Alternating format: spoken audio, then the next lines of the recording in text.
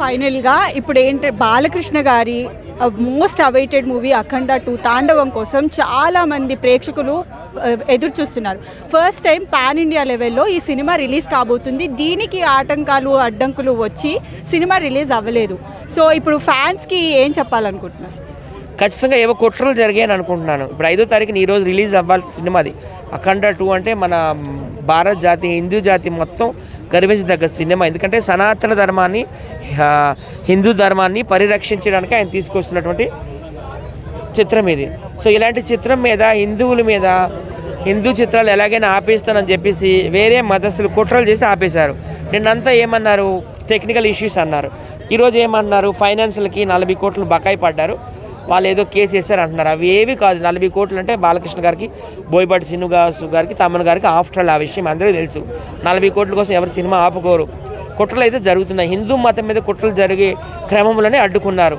బాలకృష్ణ గారు ఇప్పుడు already national, ఆయన తెలుగు సినిమాలో నటించాల్సిన అవసరం లేదు. జై బాలయ్య అంటే ఇక్కడ గల్లీ నుండి ఢిల్లీ వరకు అందరికీ తెలుసు. ఆయన హిందీ సినిమాల్లో చేయాలని లేదు.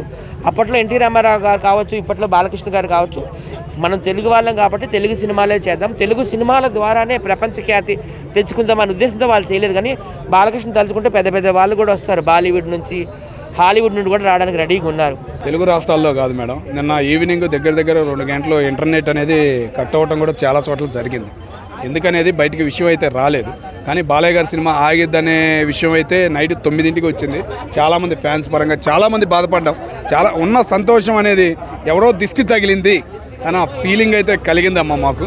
ఓకేనా, ఏంటంటే తెల్లారగట్ట విషయం తెలిసింది మాకు.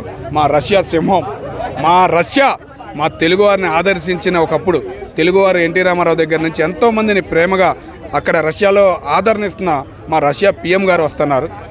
మా పిఎం గారు ఆ పిఎం గారు ఇద్దరు కలిసి చూడడానికి ఆపుంటారేమో అనే ఫీలింగ్ అయితే మాకు ఇందాకే తెలిసిందమ్మా. చాలా హ్యాపీగా ఉందమ్మా. 7 తరాలు గుర్తుండిద్ది అని మొన్నటిదాకా అనుకున్నా, కానీ ప్రపంచమే గుర్తుంచుకునే రోజు ఈ రోజు అని మేము చాలా హ్యాపీగా ఫీల్ అవుతున్నాము.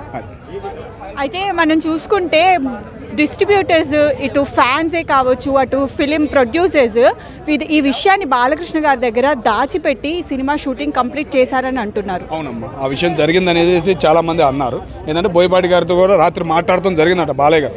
మినిమం 2 గంటల పైనే బాలయ్య గారు అందరితో మాట్లాడటం జరిగిందని చిన్న సమాచారం బయటకు వచ్చింది. మరి ఎంతమందికి నిజమో ఏందో తెలియదు, కానీ ఎఫెక్ట్ అయితే కొద్దిగా పడింది. బాలయ్య గారికి కోపం వచ్చింది అనే ఫీలింగ్ అయితే కలిగిందమ్మా. ఏదైనా కొద్దిగా దిష్టి తగిలింది మా బాలయ్య బాబుకి, ఈ దెబ్బతో పోయిద్ది నైట్తో అని నైట్ మాత్రం ఫుల్లీ హ్యాపీగా ఎంజాయ్ చేద్దామని అనుకుంటున్నాం అమ్మా. అయితే ఇప్పటికైనా ప్రీమియర్స్ పడి మళ్ళీ సినిమా నార్మల్గా రిలీజ్ చేస్తారా అనుకోవచ్చా? చేయొచ్చమ్మా, కంపల్సరీగా చేయొచ్చు. ఇంకా ఇప్పుడు నోటీసులు కూడా జరుగుతున్నాయి. అంతా పోలీసులు సినిమా హాల్ దగ్గర చేరుకుంటున్నారు. పోలీసులు కూడా సెక్యూరిటీ కంపల్సరీగా పడిద్దని ఒక ఆశ అయితే మొదలైందమ్మా. ఫైనల్గా ఫ్యాన్స్కి ఏం చెప్తారు?